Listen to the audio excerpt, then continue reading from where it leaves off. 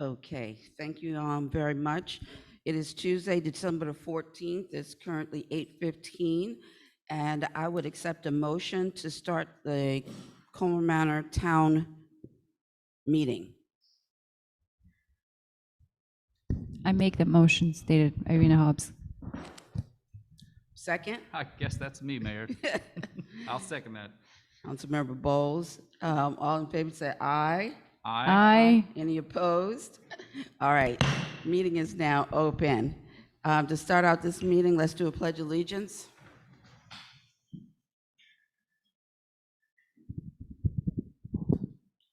I pledge allegiance to the flag of the United States of America and to the republic for which it stands, one nation, under God, indivisible, with liberty and justice for all. And now if we could have a moment of silence to think about those shut in, those losing family members, particularly those in the Midwest and the Mid-South and the tragedies of the tornadoes. Let's give a moment of thought and prayers to all of those in need.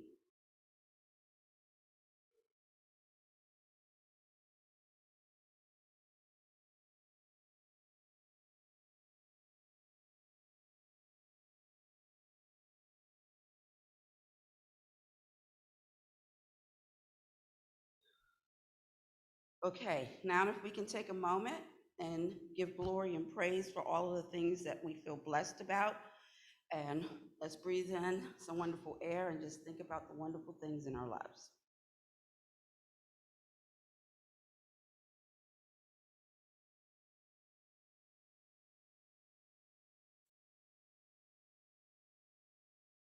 All right, thank you. Okay, currently we have present Councilmember Hobbs, Councilmember Bowles, and Councilmember Harding. Councilmember Mendoza is still at the Prince George's Municipal Association priority event. As she was clearly is an integral part of the planning and the activities that were happening there, I suggested that she stay and continue to assist them. So I would accept a motion to excuse Councilmember Mendoza from this meeting. Councilmember Harding will make the motion as stated. And is there a second? I'll second that, Mayor. Councilmember Bowles. All right, all in favor say aye. Aye. Any opposed? Okay, that motion passes. Councilmember Mendoza is excused from this meeting. Moving on, considering that we've started this meeting late because of these other opportunities that we have in front of us, my community reports would like to come up and make their reports so that we can know what's happening in the next few weeks.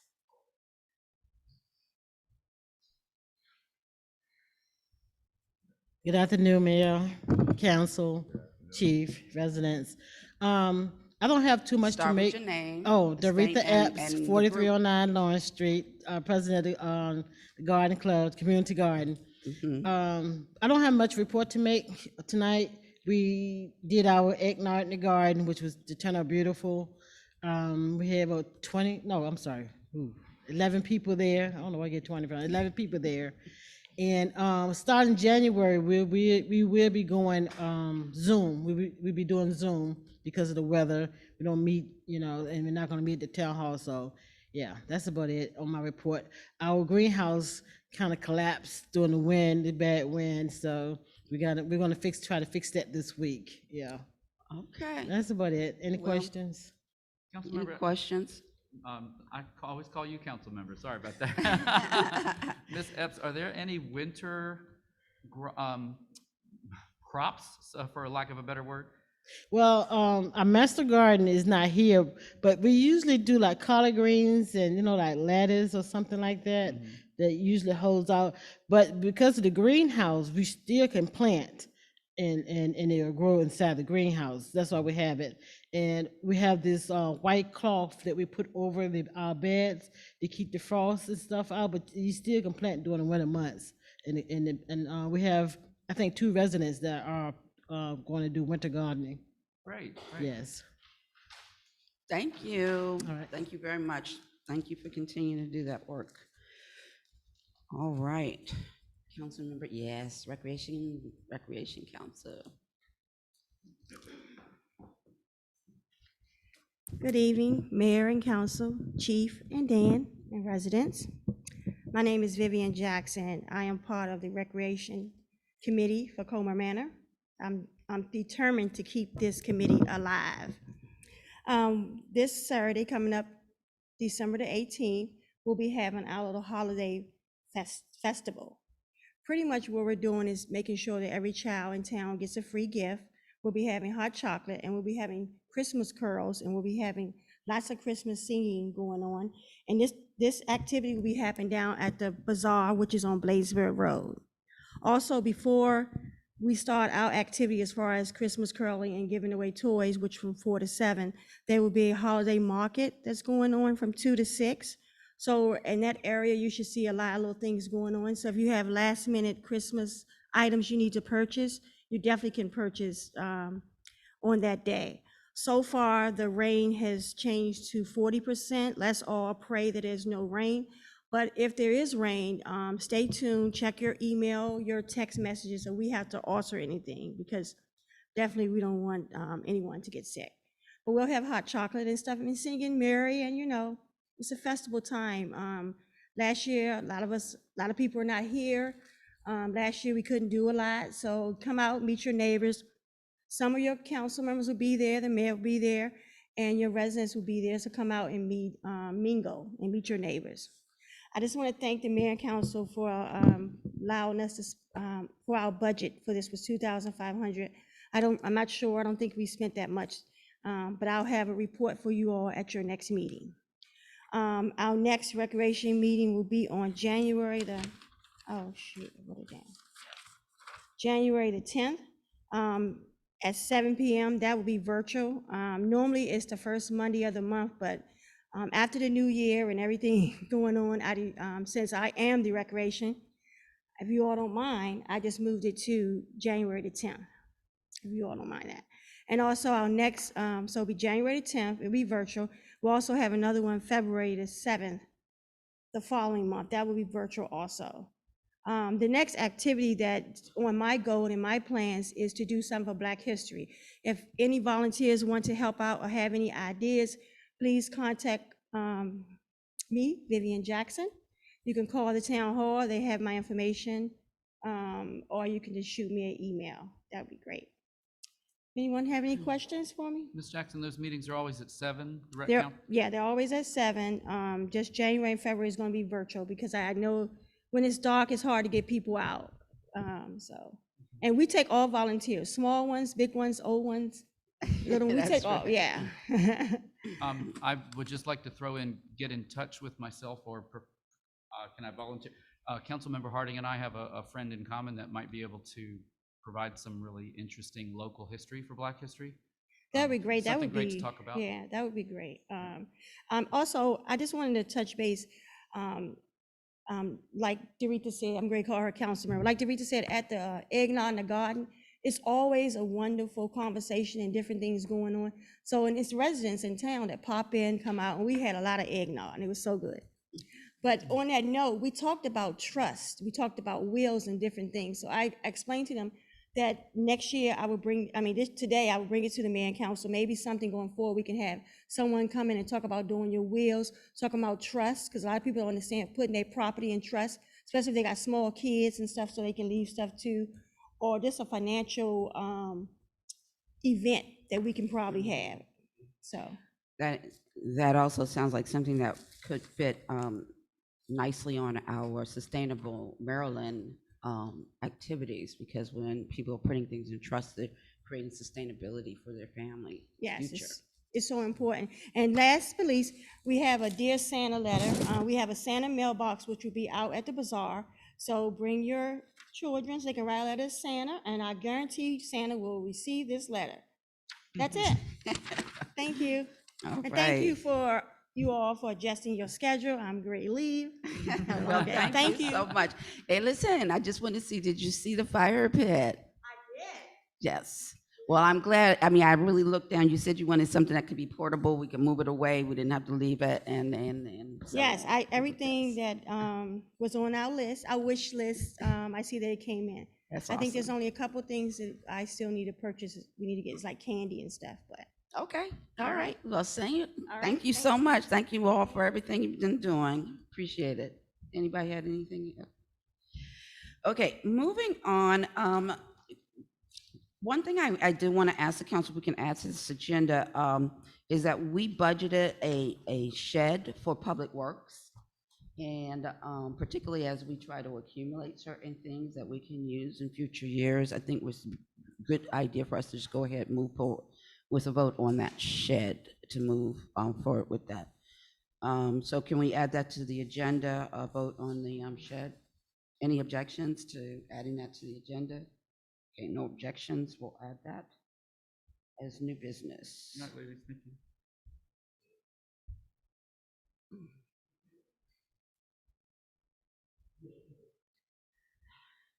All right, so moving forward, next item on the agenda is a report on the work session. Okay, so the work session, which was held on December the 7th, after a call to order, we had a interview with the code enforcement candidate for which the staff had recommended for us to look at, and as the charter requires that we confirm that as a council, and interviewed Mr. Redding. Subsequently took a vote to move forward with him as our code enforcement officer, as long as Cottage City was on board. And then the next item, we talked to Mr. Reggie Wade about basketball tournaments that he had normally had here at the town hall. He confirmed that he would be working with an organization supported by the state in order to do COVID testing and require COVID vaccinations of the players, and we voted to move forward and allowing him to move forward with those games. We had Jacqueline Goodall, our circuit writer, to give us an update on the codification of our ordinances and codes, which she did, along with some quotes from some other organizations that actually do this as their profession for our review, which is continued tonight in our further discussion on this. We had Councilmember Bowles introduced a letter for us to support the climate action plan by the Prince George's County, which we had previous time to review, and we voted in a motion to move forward with that. We had conversations about the plans for the holiday party and things that need to be in consideration. We had some additional conversation about non-citizen voting. I provided a document of that non-citizen voting. I hope a link to that document should be on our website so that anybody who wants to could preview this document, which is what I consider sort of fair and balanced in understanding both sides of the circumstance in doing this non-citizen voting. And we preliminarily has discussed trying to have some public hearings in January to bring forth the public and have further conversation about this. We talked about how we would be communicating our stormwater ordinance as the winter season is coming upon us. I have drafted a letter to go out to the community specifically about stormwater ordinances so that we can move forward in informing them. We had a conversation about town lighting. The chief spoke about the areas that he's looked at in town that seem to have poor lighting that may be considered, and discussed his conversations with PEPCO about what it would take to remedy those.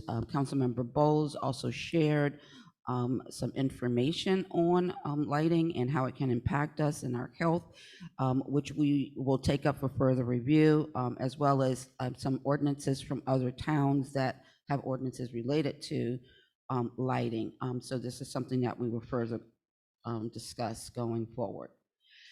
Then we had a conversation about officer retention.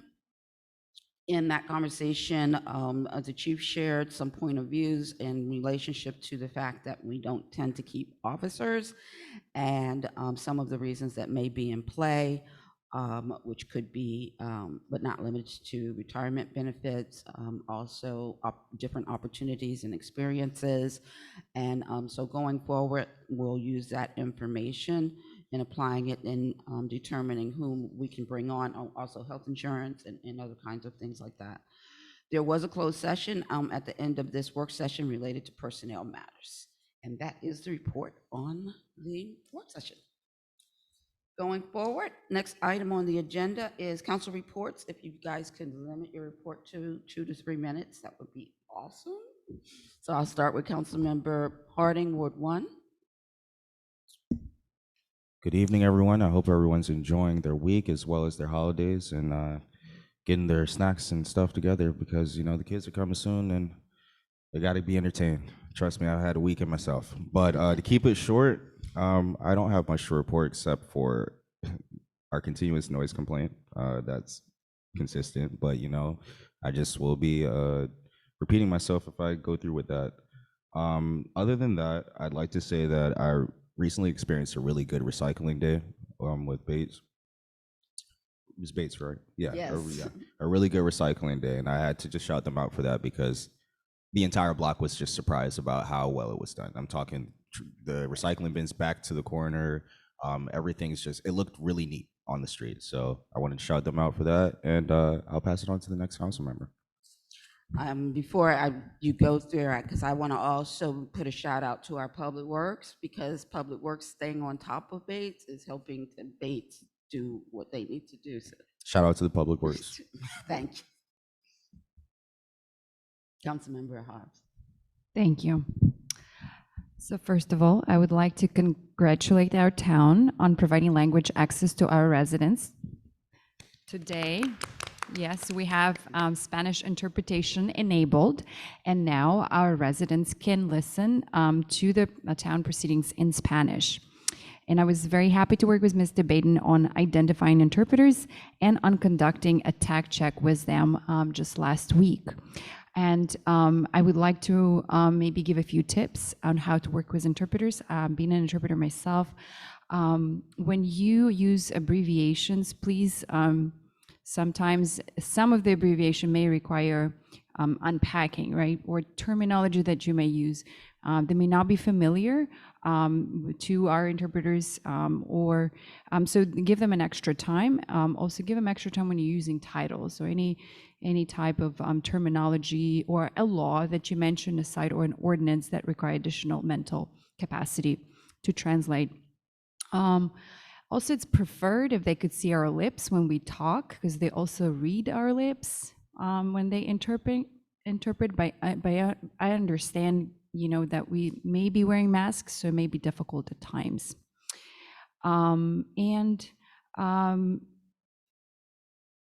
So also, I would like to say that I hope that the interpretation will make our meetings more accessible to greater community, and I'm looking forward to greater participation as a result. And also, I would like to mention that we have our meeting minutes translated into Spanish. And so I hope other communities around us, we can serve them as an example on enabling language access of work sessions.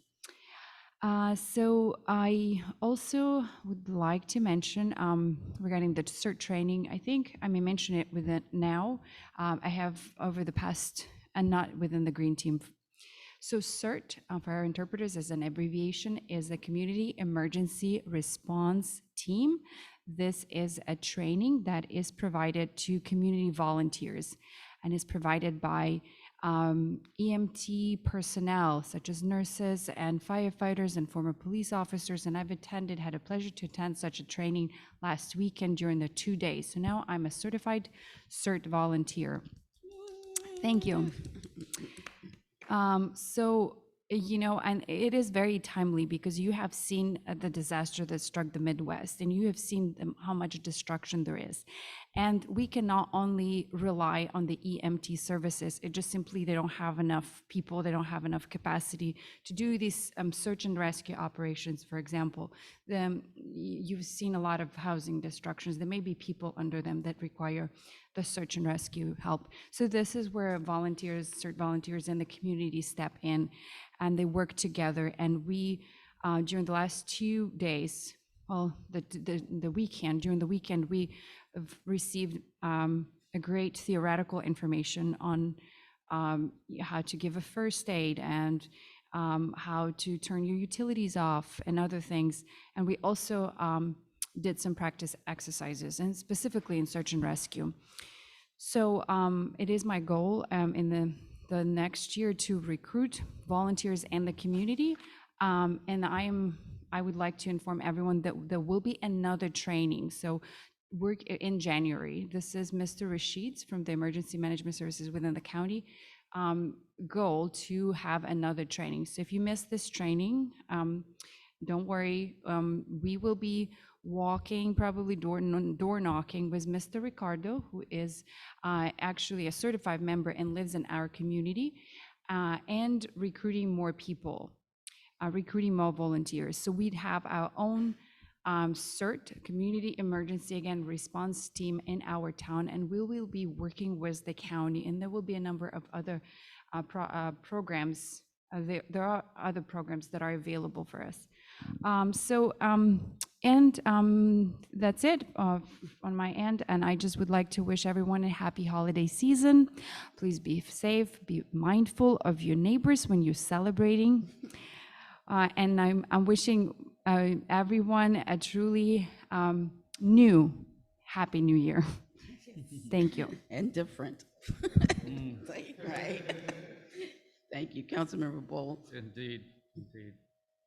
Thank you, everyone. Good evening. Happy holidays to everyone.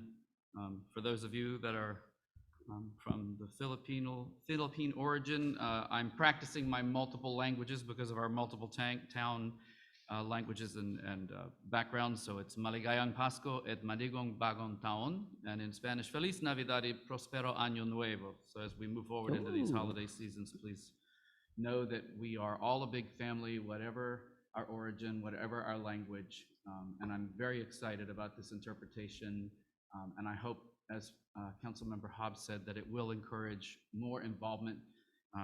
And as you go back to watch these in the future, you'll better be able to understand and participate in the goings-on of the town. Colmar Manor is looking beautiful right now. The lights at night are really something. We're really putting on our jewelry this year, I noticed. 41st Avenue looks like Las Vegas. It's really lovely. I think of us as a beautiful village by the river, and especially at night during the holidays, we really do shine.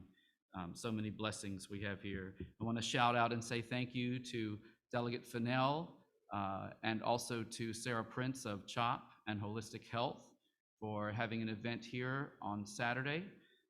They reached out and asked me if I would be the council liaison, and it was a great honor and very meaningful to participate with our folks in a tangible way, and to interact and to make a positive difference. There was HIV testing, there were toys for children, refreshments, and just a really great time of fellowship. Great music. I'm sorry? Great music. And great music by DJ Tango, who really just rocked the walls. Thank you for those guys. And I do want to mention that this time of year is joyful for a lot of us, but it's also a strain on the mental health of many people. And so there are little small ways that we can reach out to help our neighbors and friends who might be suffering. Throughout COVID, there's been loss. People have lost family members. In normal times, the holidays can be an emotional strain. So reach out to a neighbor, do a small kindness. Sometimes just a little conversation with someone who's feeling lonely can make an enormous difference in their day. And so I encourage you to do that. And if you are feeling desperate, there are many resources out there. One that I will mention is the National Suicide Prevention Lifeline. It offers 24-hour free and confidential support for folks that are in distress and contemplating suicide. Their number is 800-273-8255, 800-273-8255. Don't suffer alone. Don't make a mistake that you can't recover from. Life is worth living. We're all a big family. We're here for each other. Look out for your neighbors, and if you know you have an elder or a shut-in nearby, stop by and check on them. And also check your extension cords. Be careful not to overload them, and please replace them every few years, even if they seem to be working. Live trees, please keep them watered. Tomorrow we have a vaccination event at Town Hall from 5 to 7:30 in collaboration with District 47 Senator Augustine and Delegate Fennell. Please consider getting vaccinated to protect yourself, your family, and your fellow residents, as well as your fellow persons. This is a great chance to get a booster shot as well, particularly with Pfizer, which did have a pretty precipitous drop-off. So that's tomorrow here at Town Hall from 5 to 7:30. We're still getting some complaints in Ward 3 and throughout the town of loose dogs, dogs pooping on other folks' property, and dogs which are charging at fences and at other dogs. Please maintain control over your animals and treat them humanely. This time of year, pets should not be left out in the cold for long periods of time. And as always, a reminder that in a municipality, in our county, pets need to be leashed on a leash of no longer than 6 feet. Our parks are not dog runs, and they are not places to dogs. We are discussing the possibility of a dog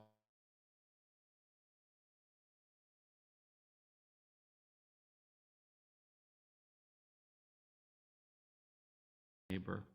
I will echo Councilmember Harding's comment about parties. Our noise ordinance asks that all exterior amplified music be turned off at 9 p.m. Sunday through Thursday, at 11 on Friday and Saturday, and that music and noise be contained as closely to your property as possible. Sometimes all it is telling your neighbor or asking your neighbor if it will be okay, right? Sometimes just talk to each other. We'd like to have a party. It's going to be bothersome. So please be thoughtful of each other. And I would also like to mention that as we choose to light our properties, both residential and business, we should be mindful of the level of the lighting and the direction. As we are replacing our older lighting fixtures with LED lights, which is an environmental choice and a good one, many are many times brighter than the older fixtures and can and do affect the sleep and peace of your neighbors. Your lighting should light your property, not the entire street, and certainly not enter into your neighbor's home. If you are asked to adjust it by your neighbor, please do so. We're excited to be having our town holiday celebration this Saturday from 2 to 6. Ms. Jackson mentioned much of what's going on. There's also going to be making of s'mores over our new town fire pit and activities for the children, as well as a chance for adults, for all of us adults to get together, love on each other, sing together, and just be a family. It's in the Bazaar lot next to the KFC. When you have a chance to choose between conflict and kindness, choose kindness. Let's have a love revolution in Colmar Manor. Thank you and happy holidays. Thank you very much. Appreciate that. Moving on. So as my report, I will say, so 4 weeks ago when we had this town meeting, the day later, our Renee passed away on that next day. And for anyone who is not aware of it, I want to make you aware of it at this time publicly. Her going home ceremony was here at the town hall. Hundreds of people came through here in order to celebrate her life and the relationships that they had with her. We offered her a proclamation about how she impacted us in our community, as well as did many others. And we have named the gym in this building for Renee Watts. She's an important part of this team in the town and also a resident of this town. And so she'll be missed by many, and particularly her basketball guys. Indeed. So I want to acknowledge that as a starting point in my report. I do want to wish everybody a happy holiday season, no matter what it is that you celebrate. It's always a good time. I don't care what religion you are, to take time to be with your family and enjoy their time together. Things that I have done during this period of time, reviewing the climate action plan for Prince George's County, have got our senior aide is back on board, who had to leave for COVID. We have had some conversations about lighting and specifically talking to some business owners about how they can improve lighting that doesn't protrude onto our community. I want to thank Delegate Fennell and Access from the Port Towns Health and Wellness Center for providing the toys and the event that they did last Saturday, and constantly look forward to working with them again soon.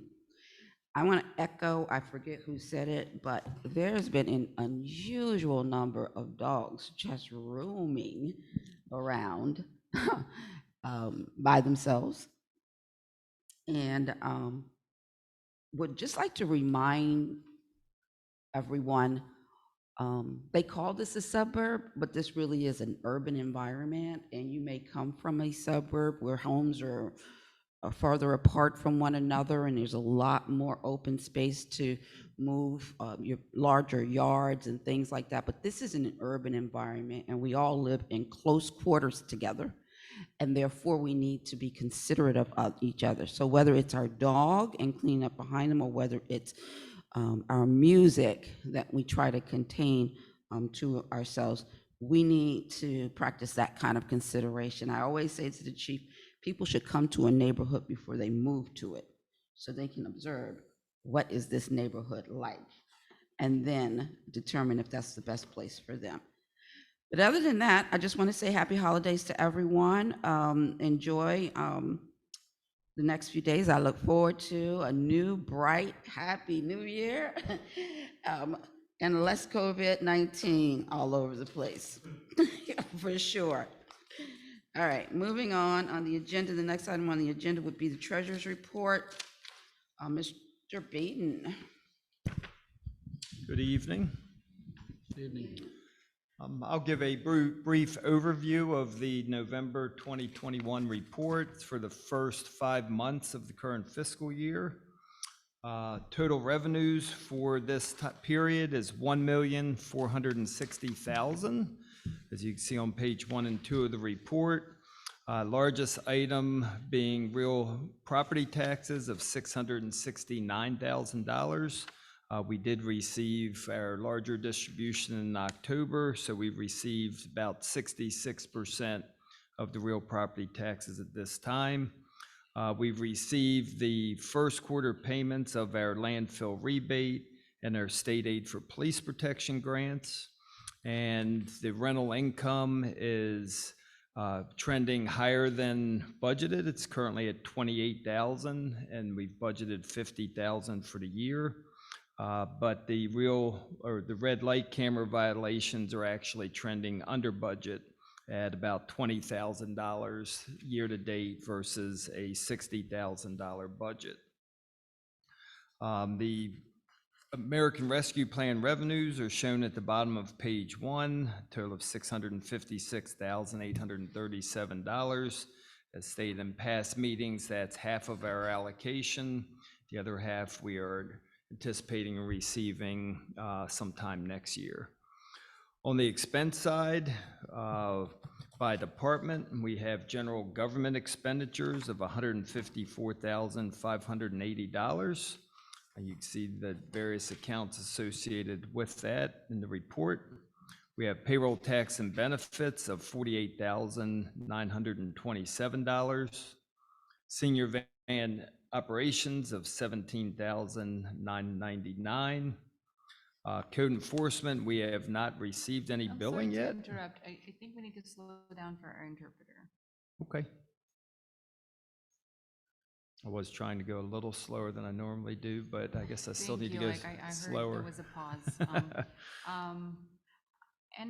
So yes, interpreters, if the speed is too fast for you, please let us know.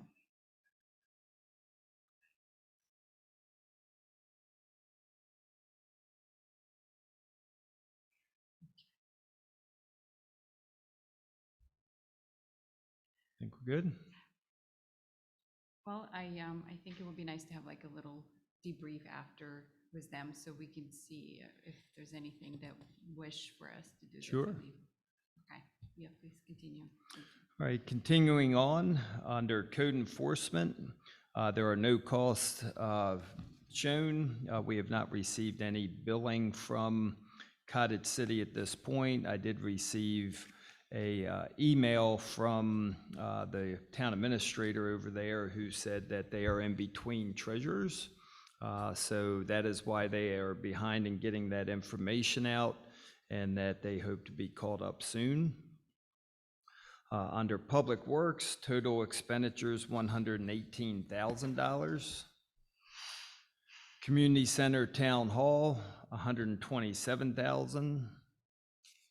Public safety expenditures of $146,000, mostly related to salary of $112,000. Community center operations, which include direct counsel and rental expenses, $7,442. And on the final page, we have American Rescue Plan expenditures of $2,700, which was used for family support. Total expenditures for the 5 months, $624,520. Last page of the report is the balance sheet. Main items on there include cash balances of $133,347 in operating accounts and $1,444,000 in investment accounts. The rest of the balance sheet has, some other small asset and liability accounts, which you could see in front of you. So that's a quick overview of the report, and ask you to accept it as presented.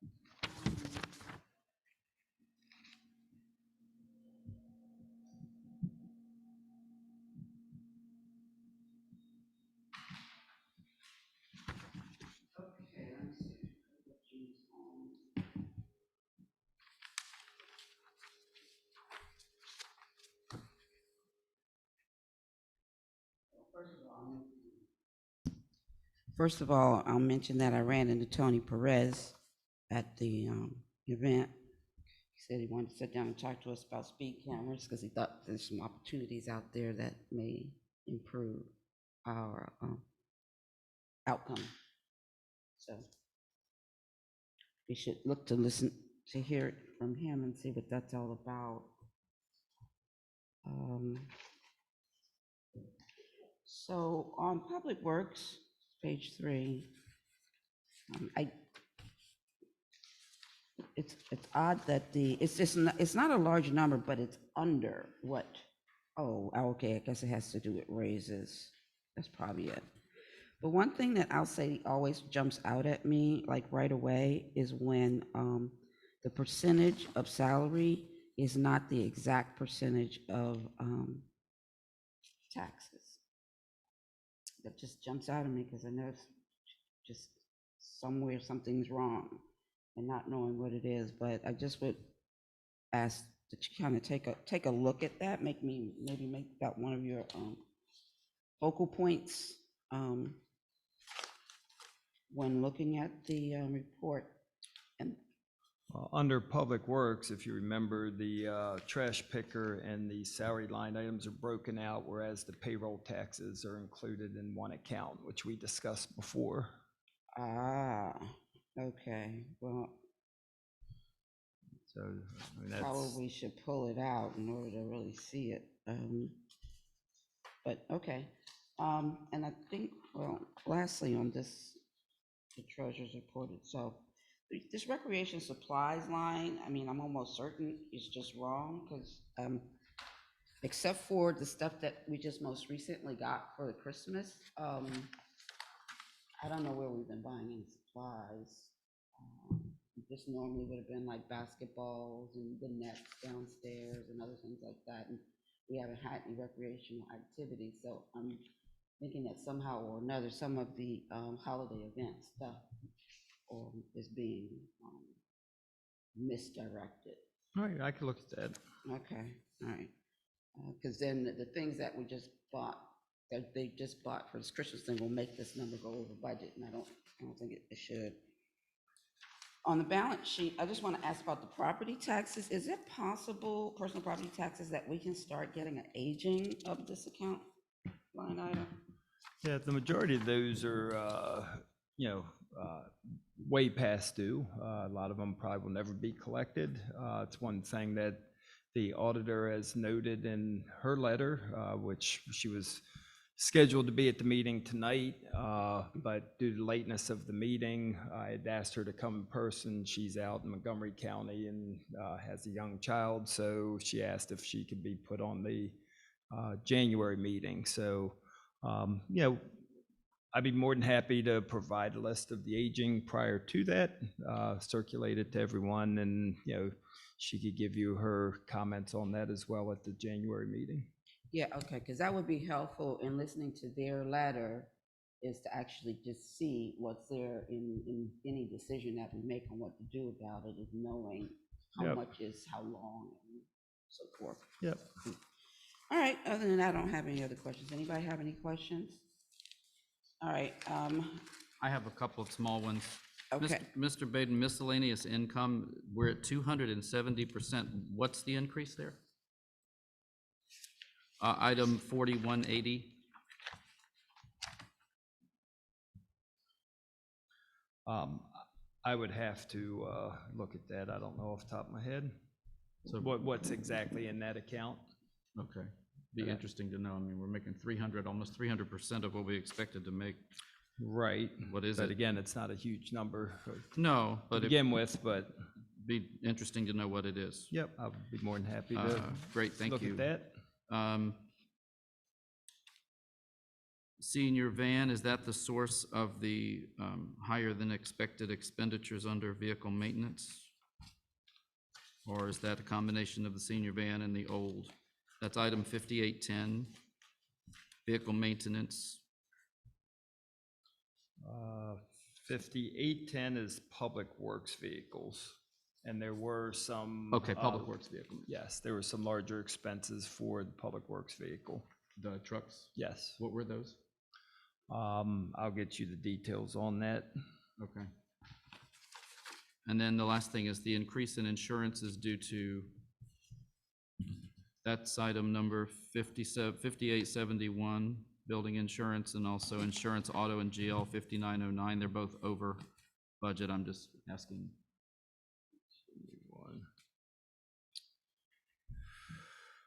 5871, what was the other one? The other one's down below at 118%, 5909. Yep. When we prepare the budgets based on estimates, from past costs and things, the actual figures that you see here based on the actual billing. So, I mean, all I would be able to say is that the actual came in higher than estimated. You're looking at, looks like about $1,200 under the police and $579 under the building. So, we probably didn't allocate enough. So it wasn't a rate increase. No. Okay. That's it. Thank you.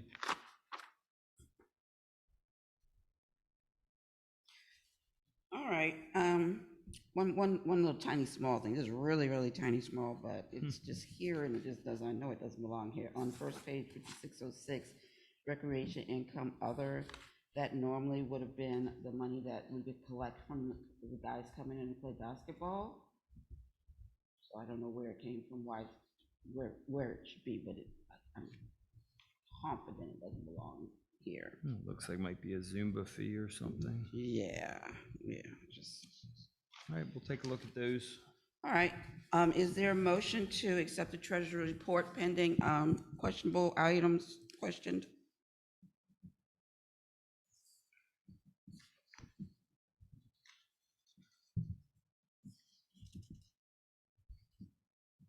Councilmember Harding, I'll make the motion as stated. Is there a second? I'll second the motion. Councilmember Bowles. Okay, any discussion? I'll call for a vote. Ward 1, Aye. Ward 2, Aye. Ward 3, Aye. Ward 4 is absent, and the mayor votes aye. Thank you, Mr. Baden. I'm moving on to the police report. Chief Stone, you want to give us an overview? Good evening. For the police report for November of this year, 73 calls for service in the town, and I picked out a few that looked, that I thought might generate a question or two, so I thought I'd touch upon those real quick. We had two animal complaints, and that's related to the same incident, which I'll talk about in just a moment. We have two, it's called attempt suicides. Those were not true attempt suicides, and probably as Councilmember Bowles discussed, people with issues calling in, police, fire department go out. Neither one of those warranted any type of psychiatric evaluation. We have one on, it's called a check on the welfare mental, similar situation. In that case, the person did voluntarily go to the hospital, did not warrant any police forced psychiatric evaluation. Listed as a dispute with weapons on here. That was a family dispute, no weapons involved. Moving on to the second page is a list of all the police reports written in town during the month of November. There was 12, and that's about average for the month. I'll touch on each of those real quick. We had a recovered stolen vehicle on November 2nd, 4100 block of Bladensburg Road, and that was a traffic accident. One of the vehicles was stolen. The driver fled and was not located. Had a theft report, 3900 block of Newton Street on the 7th, and that involved a family member. The suspect was a family member. I mentioned the animal complaint earlier, two of them. On the 8th, we had a couple reports of a vicious dog chasing folks in the 3400 block of 40th Place. It was to the point where the citizens had to run and jump on a vehicle.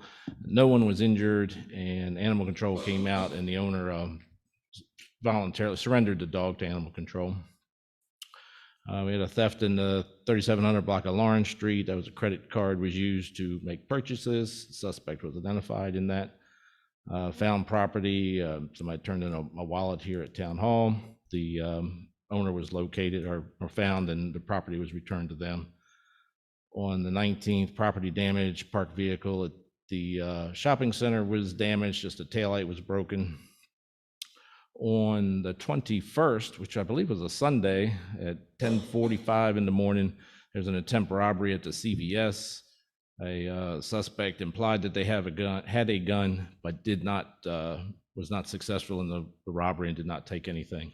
That person was suspect in a number of similar robberies throughout the county, and I believe there's been an arrest, and I hope to report on that at the next meeting.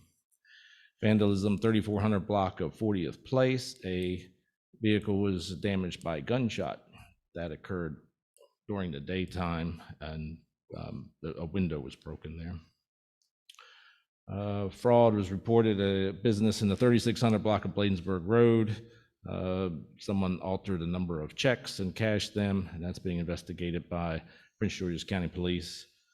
Stolen vehicle on the 27th, Port Town Shopping Center, and that one was, the vehicle was left running.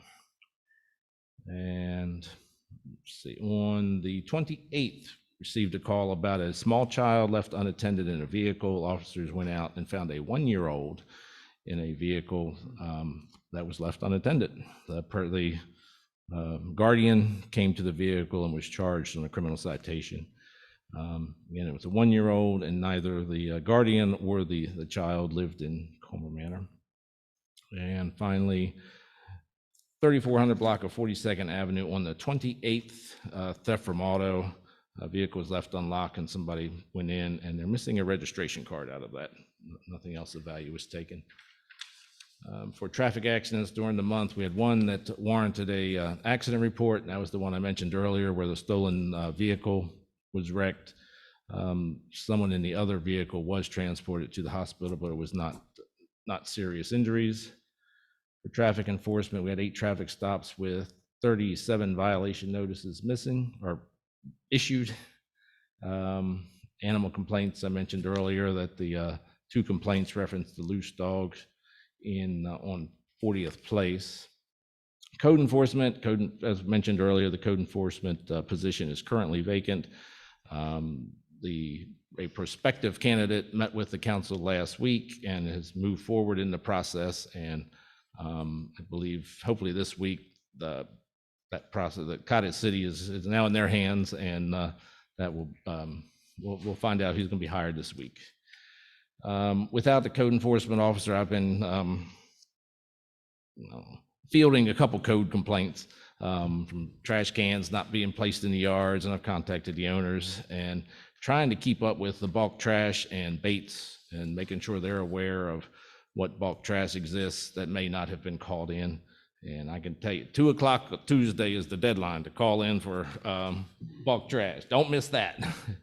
And lastly, the mayor mentioned at our neighborhood watch meeting in October, residents advised of a couple dark spots. One in particular, 4200 block of Newark Road, where some folks loiter where it's dark. Been in touch with Pepco, have provided them with the pole numbers and our desire to have additional lighting there. And also in the 3800 block of Kearney Road, there's a cul-de-sac there, it's pretty dark, and asked for a light there and waiting to hear back from them. That's all I have. I would also add, there are a couple of open and cover issues where unclear what the function that was established for pouring concrete. Yes, and I'll touch on one. We had one in the 3300 block of 40th Place, which has been going on for months, and I've been in touch with the county. That's where the concrete has been poured, and there's issues with the permit there. And the 3600 block of 40th Avenue, late last month, I noticed that they were preparing to pour concrete for a patio, and advised them that although they're may be within the 500 square foot limit that Prince George's County has, their lot coverage probably exceeds, and they halted progress, and they're working with the county to figure that out.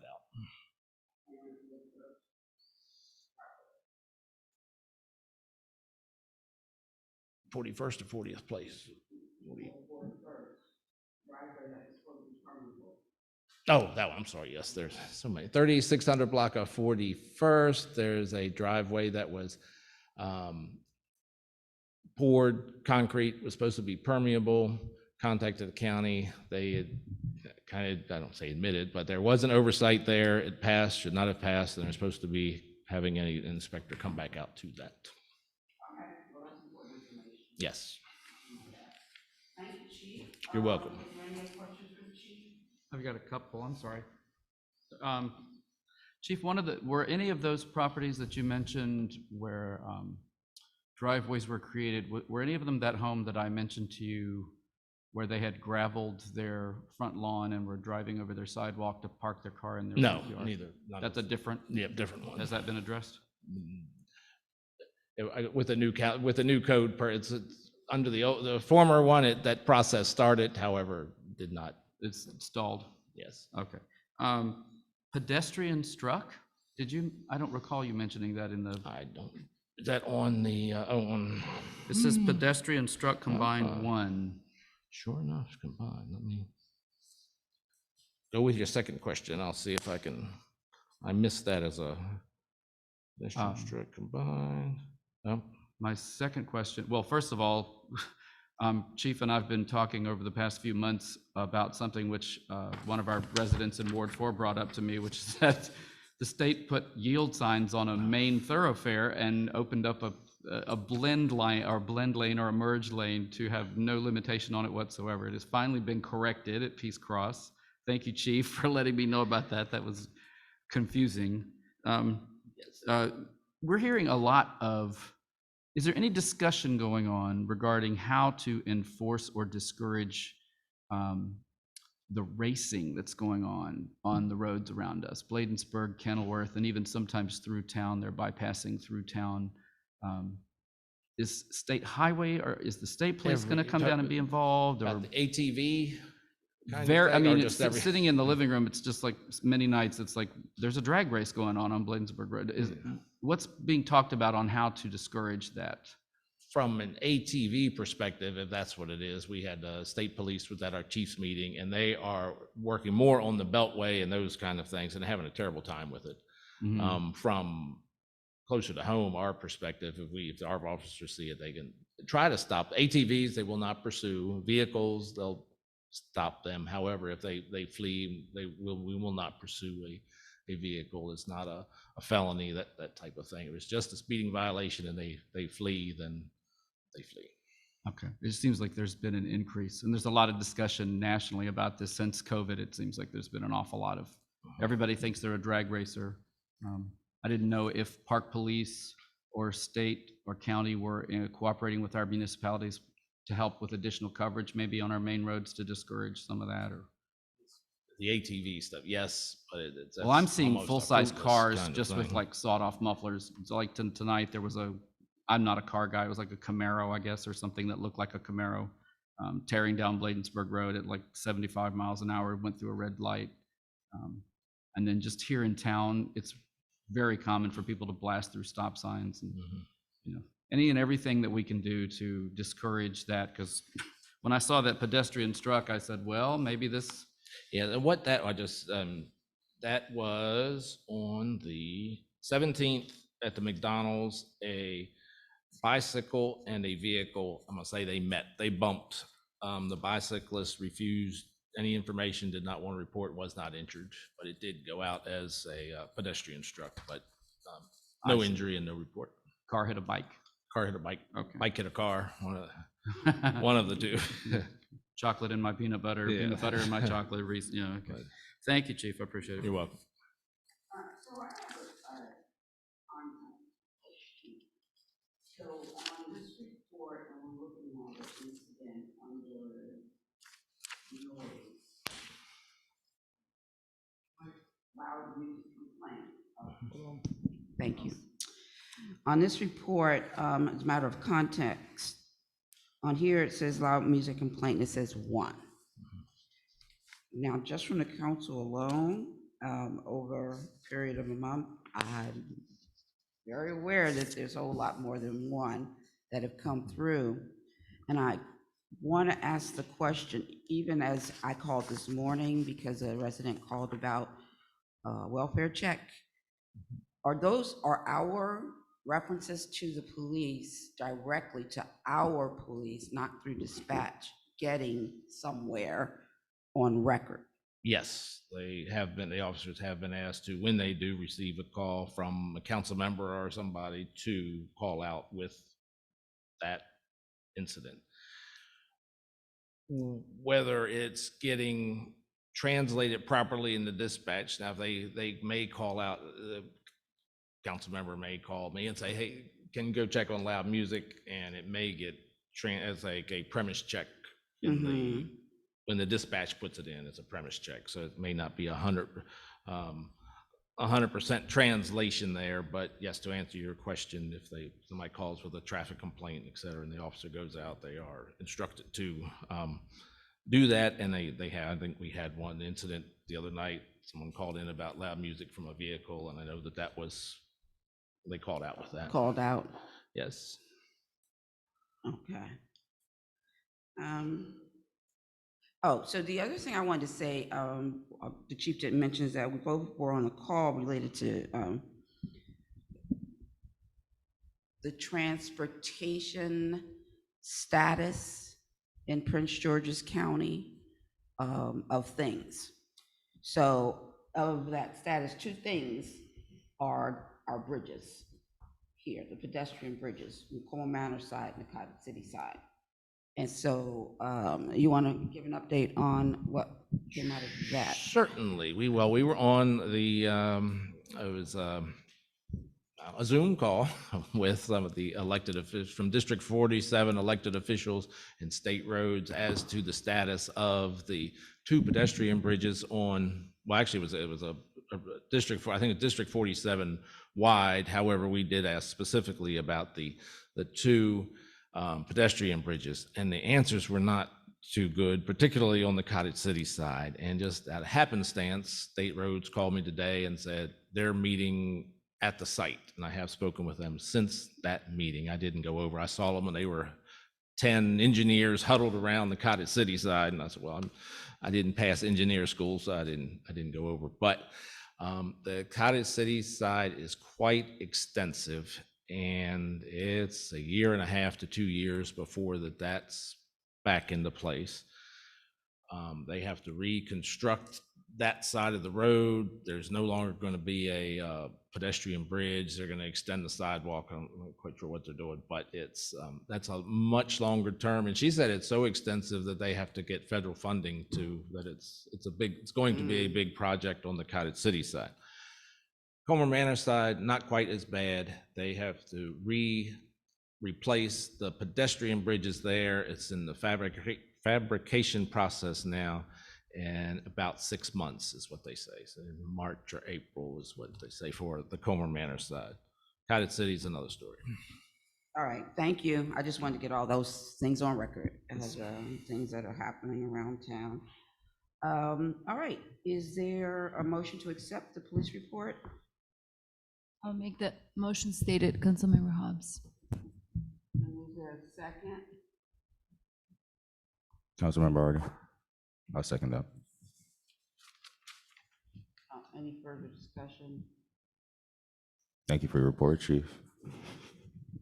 All right, Ward 1, Aye. Ward 2, Aye. Ward 3, Aye. Ward 4, absent, and Mayor votes aye. All right, moving on. So if we have any additional residential reports, we had the rec report, we had a community recreation and community garden report. We have a green team report. Yes. Go ahead, Councilmember. The Green Team met on November 15th virtually to go over the Sustainable Maryland Certification Plan. We went down the plan and identified items or goals that we achieved in the past 2.5 years now. We have completed about the third of the plan. So there's an intention to go over the rest of the plan, and we are going to do it together with Mike Huntinghaig from the University of Maryland on January 25th at 7 p.m. He will be here in person to do it with us together, and he's a very valuable resource. As you know, this whole program is spearheaded by the University of Maryland, and he will be also a good resource for us to identify areas that require attention or possibilities for future projects.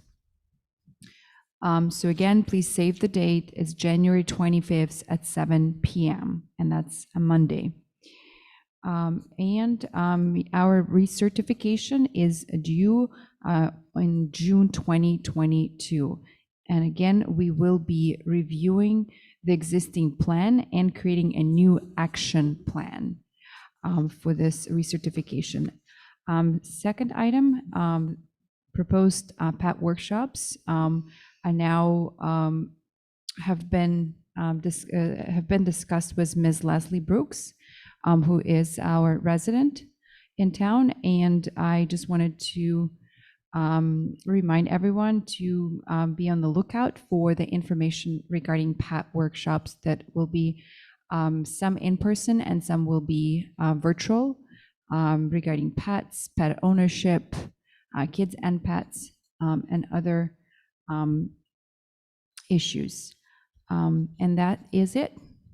All right, thank you for that. Is there any report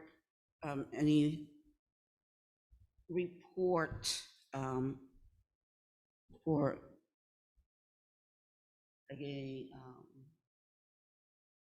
do we have Monica? Mm-mm. Okay, report on ATHA or AWS? No report from AWS. No? Okay. Quick on Neighborhood Watch, there is not a meeting. I don't know if Chief mentioned that or not, if I'm repeating myself. There's not a Neighborhood Watch meeting this month. From the citizen liaison, Miss Blue, or the citizen lead, she just wishes everyone a happy holiday. If you see something, say something. Look out for one another, take care of each other. And as far as ATHA goes, I've been in a couple of meetings with Megan Bacco, who is an incredibly energetic and positive force, and it's lovely to work with them. They did send our town a note that I wanted to reiterate that we're coming up on some deadlines for MHAA, which is Maryland Heritage Area Authority grants. It's one of ATHA. ATHA is Anacostia Trails Heritage Association for our interpreters. These deadlines are coming up. An intent to apply deadline for Maryland Heritage Area Authority is January 28th. A full application deadline for ATHA is March 4th. A final deadline for Maryland Heritage Area is April 8th. And deadline for local Heritage Area rankings is April 15th. Megan points out that MHAA grants are available for non-capital projects, such as planning, research, exhibits, events, murals, for up to $50,000, and capital renovation, repair, or restoration for up to $100,000. At this moment, they note that they are not aware of any projects in the hopper for our heritage area. So please take a look at the grant guidelines and let them know if any projects come to mind, and or share this flyer with local networks. ATHA is very active and working on a number of very interesting projects, and they will be announcing some very positive growth announcements in the coming year, and they intend still to meet with us here in Colmar Manor after the first of the year to discuss our trail. The trail. Yeah. Okay. All right. Thank you for that report. I'm just, we had submitted an intent last year to do something historic on the KFC site. So I don't know, why wouldn't something be there? We were looking for something from, we'll have to look into that. All right, moving on. I'll go to resident comment. If you have a comment, please raise your hand so the chief can acknowledge you.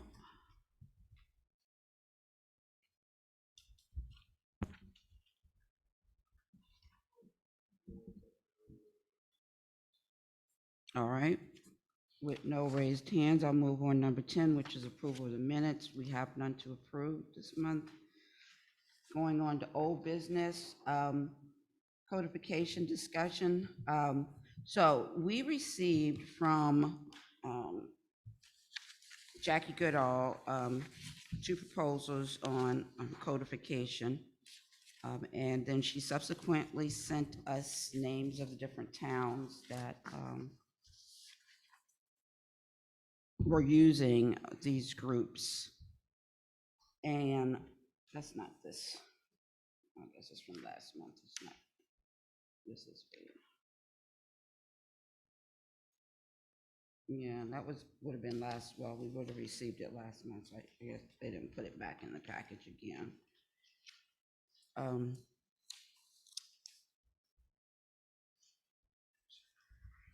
Okay.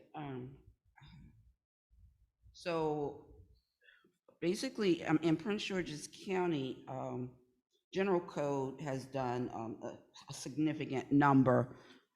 Prince George's County General Code has done a significant number of towns for their code, and the group called Civic Plus, which she did not get a quote from. They have a few, not many, code, and then American Legal Publishing had almost none.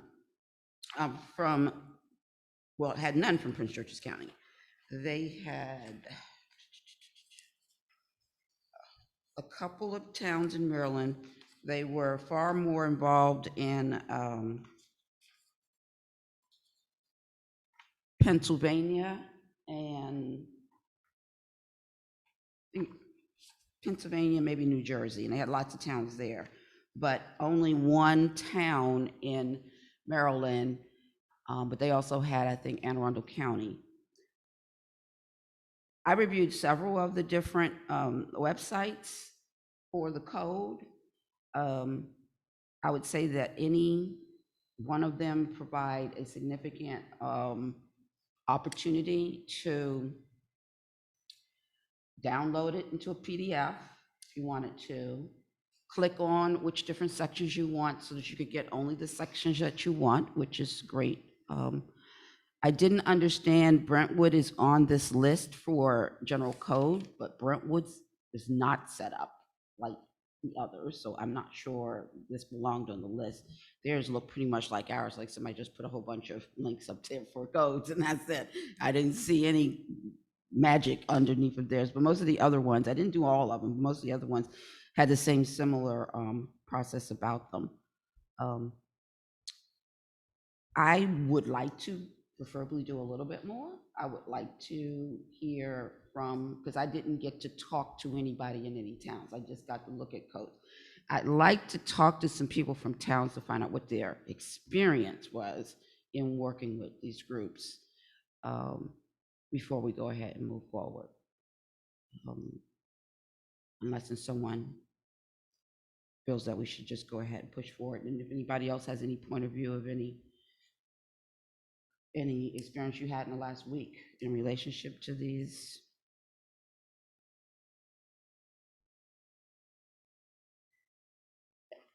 And Dan, I'll ask you, when you looked at these, and I don't remember, as a part of these, and I can't remember if I read this or not, as a part of these, are they reviewing our code for contradictions, violations against the state, or, you know, are they doing all of that, or are they just putting the code all into one big bucket? It's my understanding, and I just received both those proposals myself yesterday, so I did not read them all the way in detail. I did have some discussion with Ms. Goodall, and then she sent them over to me, and I did take a quick look through them, but it's my understanding that if you go with the premium package, whatever it is, I think it's 6,000 for the general code one, that it does include a legal review by attorneys who know the law and will make suggested changes, I believe, to be in compliance with state law. It's my understanding.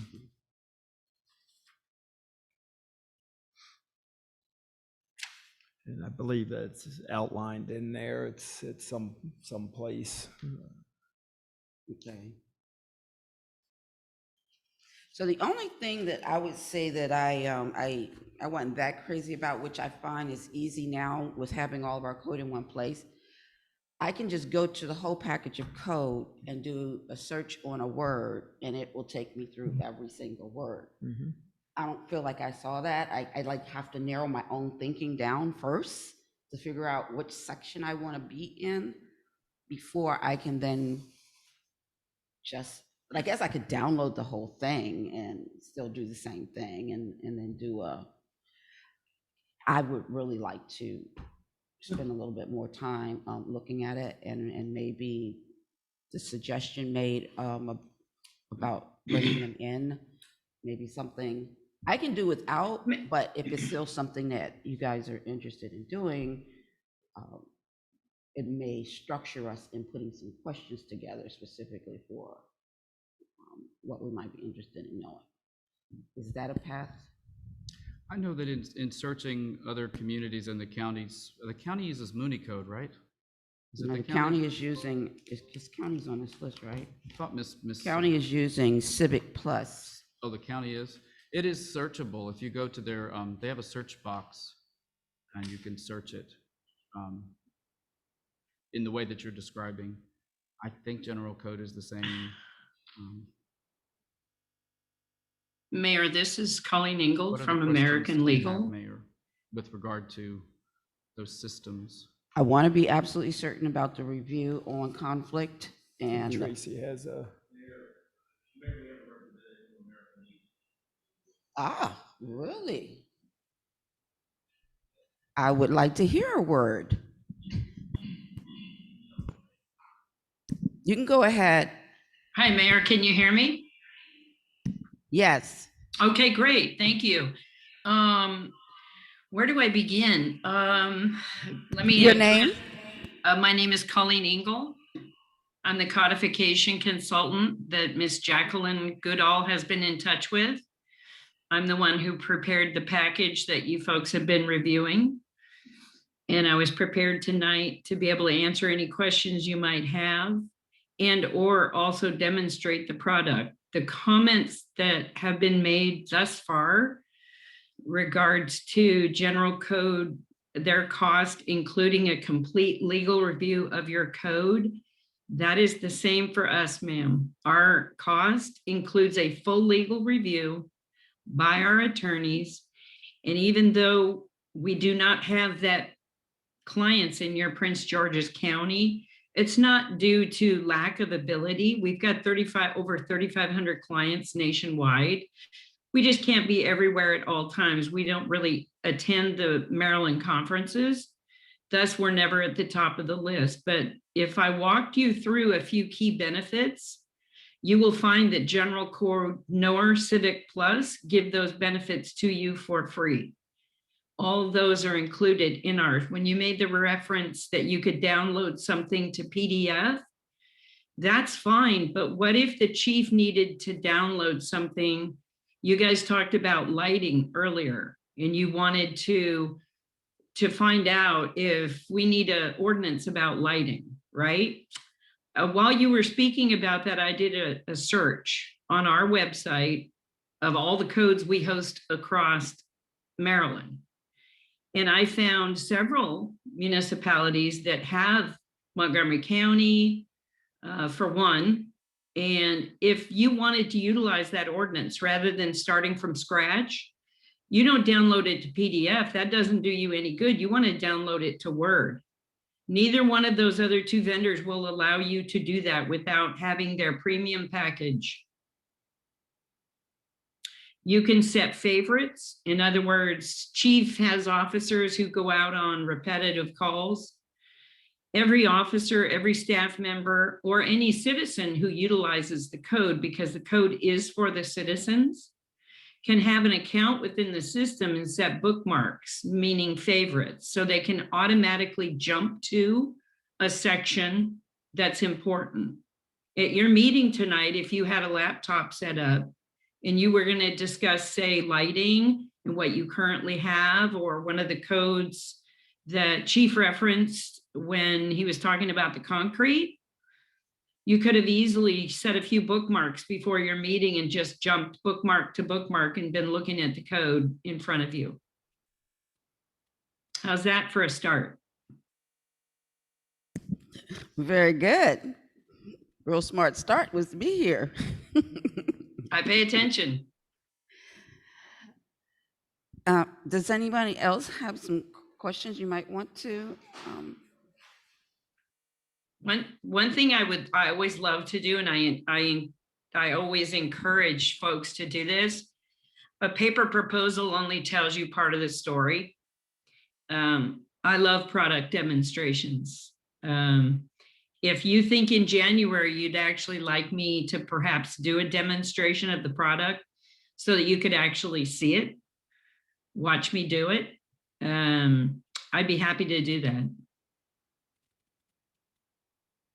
I'll hear what you guys can say, but I think that it's really more informative because of the fact that it should be intuitive, that we should be able to get on, open it up, Absolutely. pull down what we want to pull down with no demonstration, which is what normally is happening on the internet.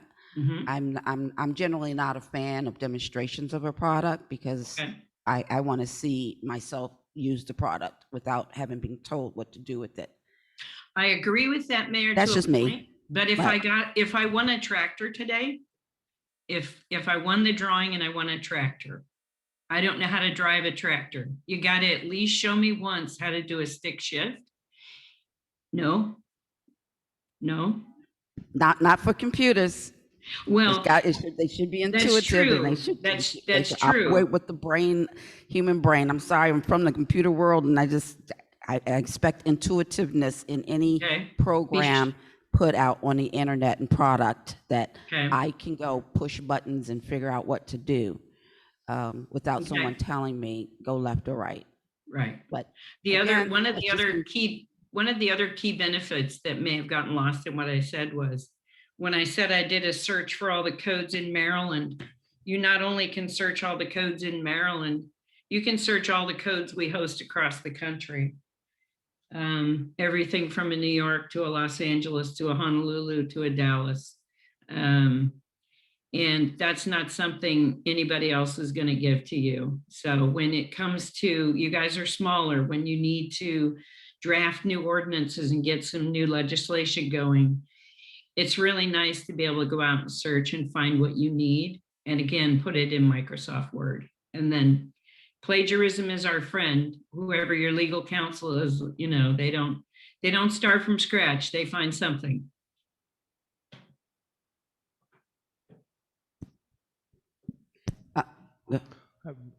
Dan. Just one question. I'm not sure how many clients you have in Maryland, but what is the knowledge of the Maryland law if you're having your attorneys review it? Our attorneys, we've got 6 municipalities across Maryland: Anne Arundel County, Carroll County, Chestertown, Frederick County, Garrett County, Montgomery County. Our attorneys are well versed. We've got folks who handle more of the West Coast, if you will, Midwest, and then we go the East Coast. We're in 37 states nationwide, and we've got 17 attorneys on our staff, more than any other codifier. Okay, thank you. You're very welcome. Okay. Anybody have any questions? Last time during the work session, we have reviewed your proposal, ma'am. And the biggest concern that we had is the number of pages was 150 pages. And when we compared it with other codes, the amount was double. So we're concerned if we would have to pay double the amount of quoted price, which is $3,745, because it seems like the 300 is a standard in the industry. Your current code is 91 pages long. So I think the reverse of how you looked at that is they want to make sure and do a codification job that is of a certain size and a certain dollar amount. Whereas we want to be with a true page count. I don't want to charge you for a 300 page code when your code is going to come out closer to 150. Based on everything I got from Jacqueline rather, 150 sounded a little more realistic. If you'll notice in the proposal, if there's going to be an overage of pages, that's covered in that proposal. So say it doesn't end up 150, say you're at 175. You'll pay that additional amount for that extra 25 pages, but I didn't hold you to a 300-page code. Your code was last updated, I believe, in 2008. So although it's out of date, it's not that out of date. So to think that your code is almost gonna add, that much more is highly unlikely, because part of what you've passed since 2008 is going to amend what's already in your code. It's not going to be additional pages, it's going to be replace. Does that make sense? Yes. Okay. Good evening, ma'am. This is Doug Bowles, Ward 3. Have you been provided with our code, which is not currently published? I have not. How is it published? So the scanning that you It's- did is now published, so No, you're talking about the update to the code, but there is a code Right. already, which is I what he's understand. referring to. I guess I should Okay. reword that. Have you been provided with the portions of the code since 2008? No, I have Okay. not. Thank you. Okay, Mr. Barr.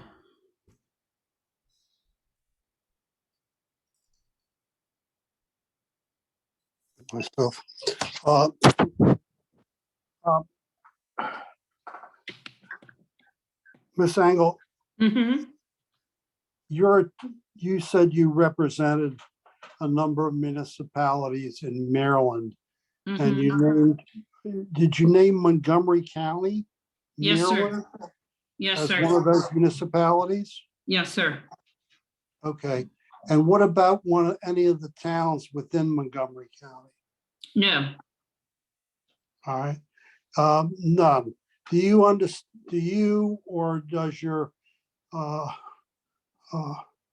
legal team know and understand the difference between zoning and those portions of Montgomery County and Prince George's County within what's called the regional district? the attorneys would be briefed in that. I would not be. Okay. Yeah. Thank you. Well, I'll hold my fire. I look forward to seeing what you can produce. And what any group chosen by the mayor and council can produce. I'll find it very interesting. Thank you. Yeah, I would welcome any and all of you to go to our website, www.amlegal.com. There's a heading for code library. You can review by state all the codes that we have hosted online, small, large, everything in between. And then, as you said, Mayor, give it a whack, give it a run. Do a search, hit your advanced search, search for a phrase, search for words that are proximity near each other, hot and dog. Search for multiple words to see if you can find them, legislative advocate and lobbyist. Your search tool is much more than a single box. You don't need to learn wildcards with us. That's not our thing. You've got the ability to use a separate field when you want to search a phrase versus search proximity versus exclude words, things like that. All right, well, thank you very much. I very much appreciate you and your comments and thoughts. We'll do that. Is it possible that before our next, well, even before that, if you could prepare what would be an agreement that might be what we would be signing for the perusal of our attorney, so that then by our next work session, he would have It's gone over it. actually in the proposal I drafted for you, it actually contained a copy of the contract. Okay, so Mr. Barr, do you have this?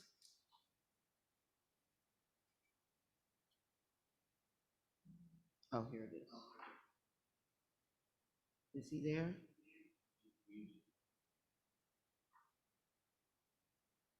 I see it.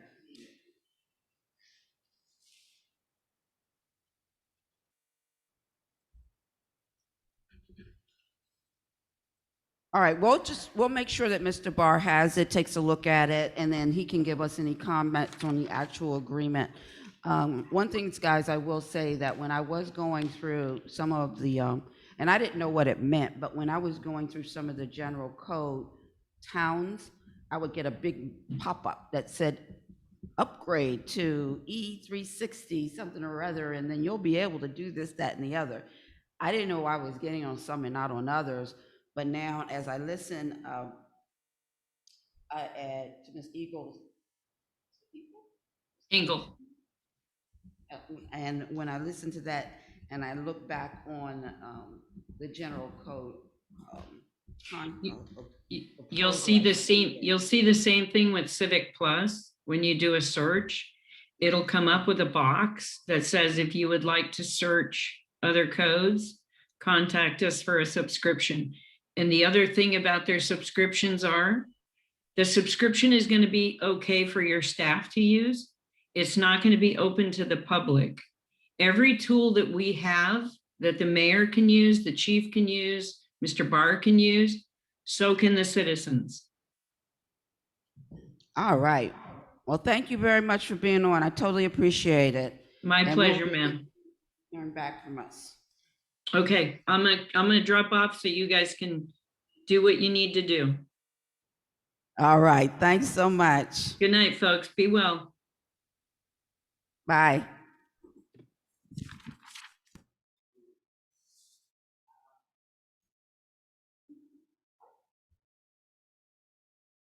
All right. So you guys, we can do a couple different things.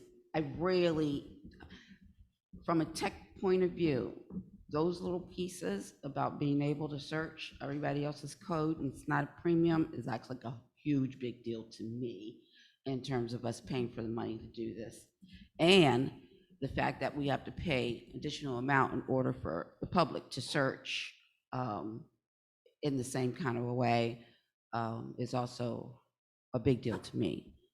So I would be happy to say that we go along with this particular group. The other couple of things I'll just say is that General Code has so many towns in Prince George's County and surrounding areas that, I'm sorry, Mr. Bates, but they get to be like a Bates, where they've got so much that you stop being very important to the group. This group sounds like they don't have a lot. They don't have a lot in Maryland, and they don't have it in Prince George's County. They want to get their foot in the door, which means that they're going to want to impress us because we're going to be their talking point for any other towns that they might try to go to and convert, which means we're likely to be treated very well.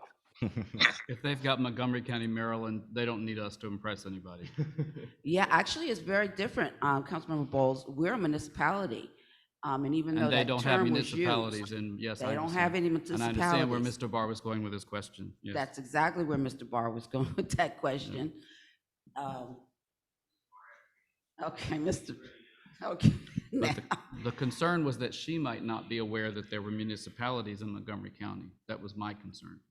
If she was trying to demonstrate an expertise in Maryland, the concern I had was that she was about to say that they covered municipalities in Montgomery County, which would not have been The case, but she did say no about having any municipalities. Now, they have Chestertown is the one town that they have, I believe it's Chestertown in Maryland. But what Mr. Barr was getting at in particular is that the relationship we have to zoning in Prince George's and Montgomery County is significantly different than the entire rest of this country. And I believe that's what he was getting at, to see if they had that familiarity and understanding that there is this difference related to zoning. But I'll let him speak for himself. Mr. Barr, you wanted to speak? Yes, thank you, Mayor. First of all, I don't have the contract. I'd like to see it. Second of all, you hit the nail on the head, Mayor. That's exactly where I was going. It's zoning is very unique. Water service is very unique. Stormwater service is very unique. And Montgomery and parts, let me say that again, parts of Montgomery and Prince George's counties. In the case of Prince George's County, it's all but the city of Laurel. In the case of Montgomery County, it's all but Poolsville, Washington Grove, Rockville, Gaithersburg, and I think Washington Grove, if I haven't mentioned it already. But it's still very different. So you have to know. I think that any contractor, if you remind them of who and what and where and how can service us. I'd like to see one of their codes. I'll look one up. As for being able to access other codes they may have in the United States, you can do that for a great degree just using the web. You can find materials that other towns across the country have adopted in some situations. And a lot of our code follows Mount Rainier to a degree, simply because we had some individuals in the past who had worked for or with Mount Rainier, and they came up with portions of the Mount Rainier Code to be adopted by Colmar Manor. So that's happened in the past. I'd like to see their product, and I'd like to see the contract. I'll Okay, leave it Mr. at- Barr, I'll send it over to you, or Dan will send it over to you. Okay, Dan will send it over to you, and also you have the supplement that Jackie sent showing each town and each municipality that he had. Okay. I'd like to see that as well, please. Yeah, so you'll be able to know which ones to go take a look at. Thank you very much. I'm so, sorry I got disconnected there when you were asking me, Mayor, if I'd had certain things. And at that point, my phone went dead. So Okay. I'm now reconnected. All right, thank you very much. I like that step forward. Mr. Barr will get the contract, take a look at that contract in particular. And then lesson you guys would like to also, because General Code did not send us anything yet. That's just a proposal. Yeah, it's just a quote. So unless you guys want an agreement, I mean, I'm totally in favor of us going towards the legal, American legal publishing for several reasons. As long as Mr. Barr is in favor of the agreement, and I'm fine with it, you know. I would accept a motion on voting on moving forward with it now, pending Mr. Barr's comments and changes.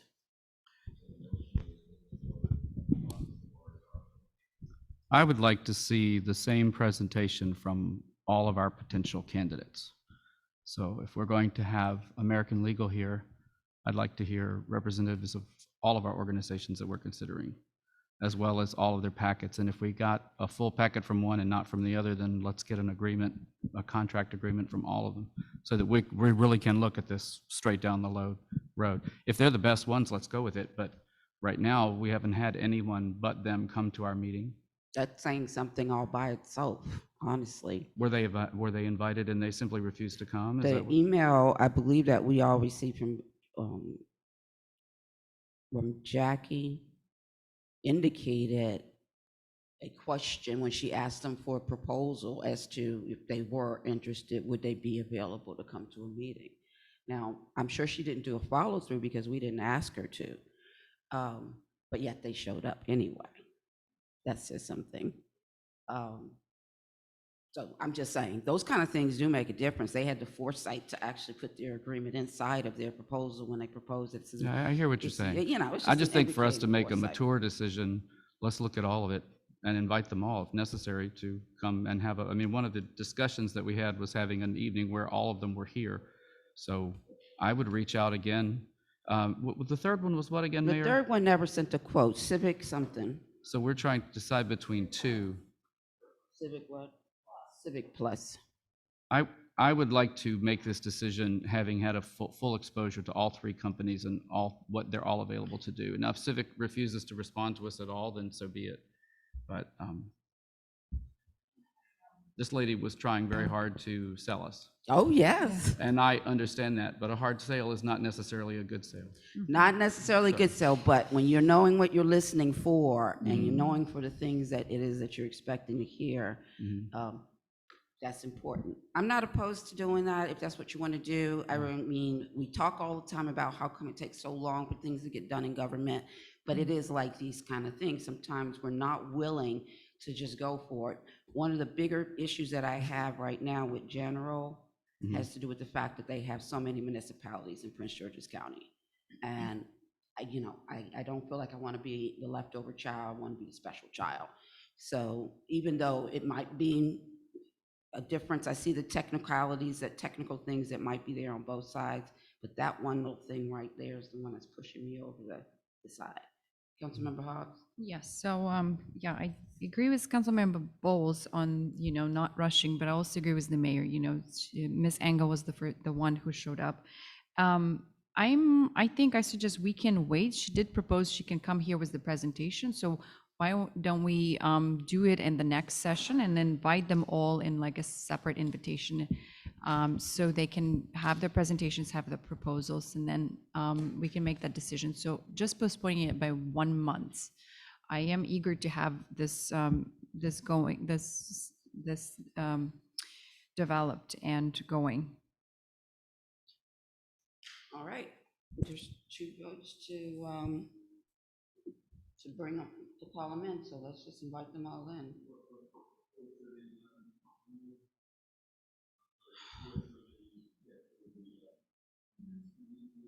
I'd rather do that kind of a thing in a work session. So the 4th, yeah. January 4th. I need to talk to you all about, well, I may have surgery that morning. So I was going to talk to you all about that anyway. So About changing the work session? potentially, I will probably be incapacitated on the 4th of January. And the next day might not be great. Oh my God, either. excuse me. That's okay. I'm glad I brought you joy. No, Melinda. I'm just playing. Melinda's voted in the vice president Oh, of PGCMA. good for her. Good for her. I just texted. Did you say the vice presidency? Vice president? Ah, Yes, I mean, she'll be president next year. of PGCMA. Yes. Oh, go. Go, Melinda. Go, Melinda. That's great. Yes. And I'll be incapacitated, so everyone will be happy. I'm so sorry. Then, I mean, there's no reason. I mean, tonight she wanted to give a presentation and was here. I mean, there's no reason we can't. No, I mean, the only thing, never mind. I won't even get into it. It's just, okay, we'll do it. We can do it on the 11th. It's fine. 11th. But are we going to move the work session? Or- I will not be able to be here for that work session in all likelihood.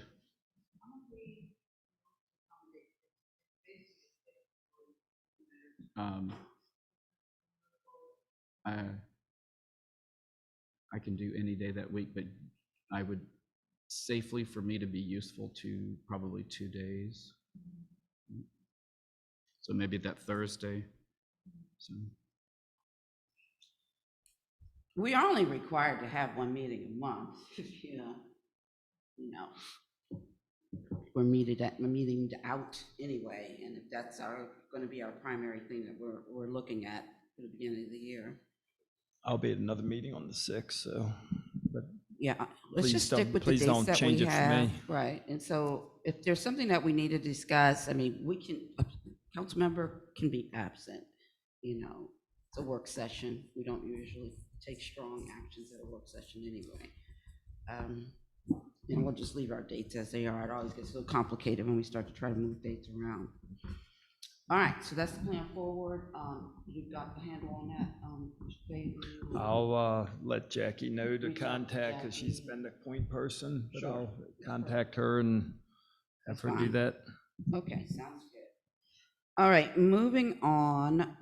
The first one, I'll just go with the easy one. We already have voted in the shed for the public works shed. We budgeted for, so all we have to do is approve the spending for public works shed, which is the amount of,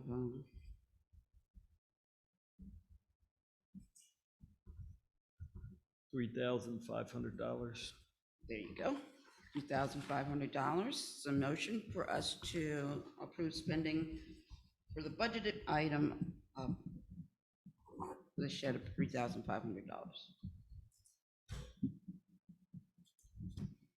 I'm backing our Proud Boys in the trash. I'm kidding.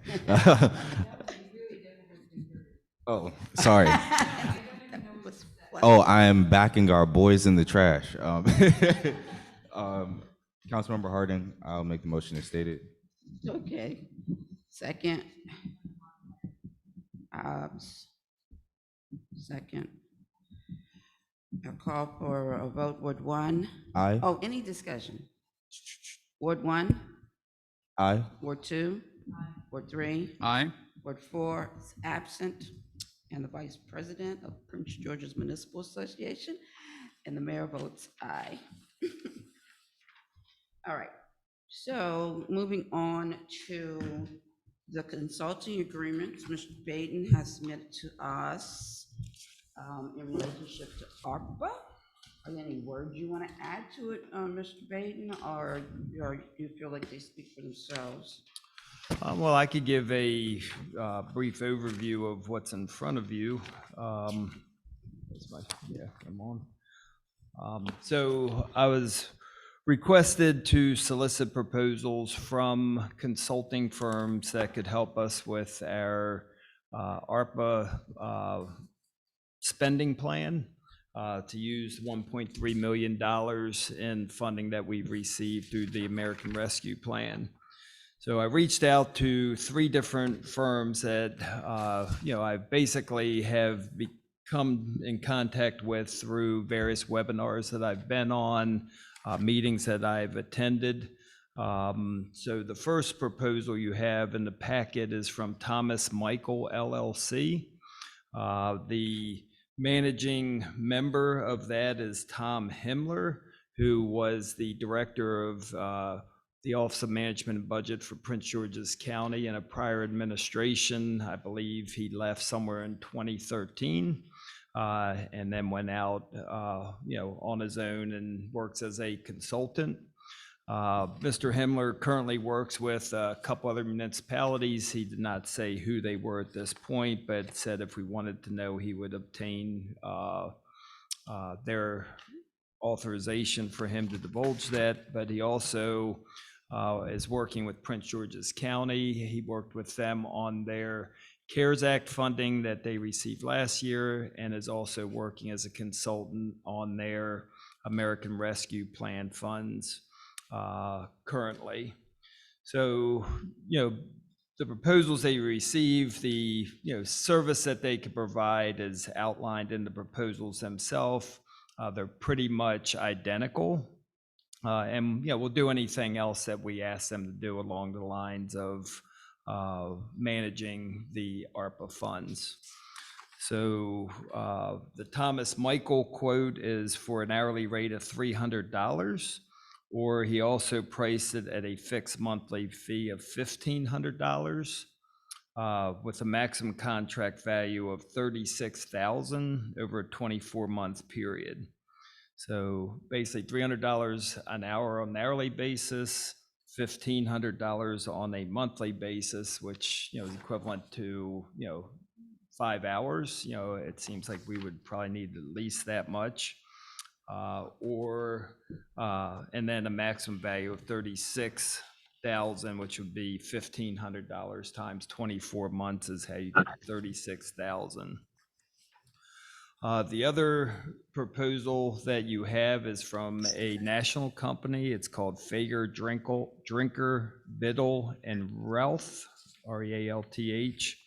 I came across them at a Maryland Government Finance Officers quarterly meeting that I attended, and they were doing a presentation on the ARPA for the government finance officers in Maryland. They provide consulting services across the country. They, in Maryland, they are working with Hartford County. That's who brought them to the meeting to present. They did a very good job, so I reached out to them.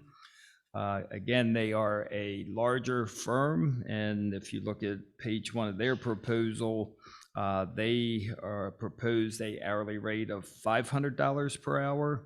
But they're willing to discuss a not to exceed cap as well if you want to try to maintain a level of cost in there. Under either of these proposals, it's my understanding that we could terminate the relationship at any time, just pay for services rendered. So even if you commit to a 2-year period, the contract executed will have a termination clause in there with no penalties associated with it. I think the main difference between the two proposals would be, a small firm versus a large firm. The larger firm being Fager Drinker, which has, more people that they could call on, more clients that they're working with nationally. So that if there's, that they probably have more specific project knowledge and what other larger and sometimes smaller clients are looking to do. So that, and they also have more consultants in order to run things across, through, when discussing different services. I had also reached out to Hagerty Consultants. They are the firm that is working with the state of Maryland. They've conducted, they are open to receiving questions from the other municipalities in Maryland, but you have to go through the state in order to ask the questions and then back through Hagerty to get an answer. They've not ruled out submitting a proposal and actually came back to me yesterday and asked if we would be interested in combining an agreement with other.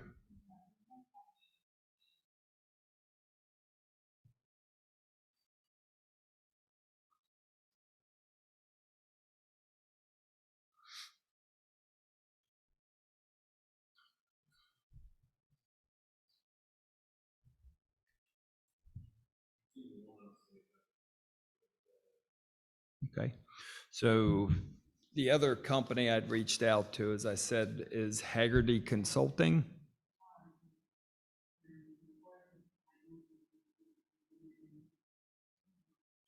We good? Okay. And they are currently the consultants for the state of Maryland, and they are the ones that coordinated the collection of all of our financial documentation and substantiation of the allocations that we did receive and are receiving under the ARPA. So I reached out to see if they would contract with us directly, and they've not committed to that, and came back and said, asked if we'd be interested in going in with a consortium of other local governments if the other governments wanted to do that. So, it's not anything that is in place now. It's something I believe that would take time. I actually responded back and asked them, for more specifics of what they are proposing and what the time frame would be associated with that, and did not get an answer back as of today. So the only two proposals that are currently before us now are the ones that I just reviewed, and try to answer any other questions you have regarding those two proposals.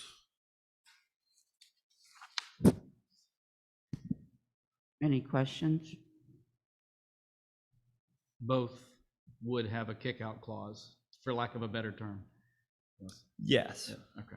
Mr. Thomas Michael Himmler here doesn't specifically spell that out, but you're saying that we can certainly put that in a contract. Yep. Whereas the other specifically spells that out. I can't hear you, In other Councilmember words, Hobbs. the question is, when we talked about the Fager Drinker proposal, they say that we can dissolve the agreement. Either party can dissolve the agreement with a certain period of notification. And I didn't see that specifically outlined, unless I'm missing it, in Mr. Himmler's proposal. So I just said, I was asking Mr. Baden to confirm, and he did mention in his preparatory remarks that he thought that that was the case.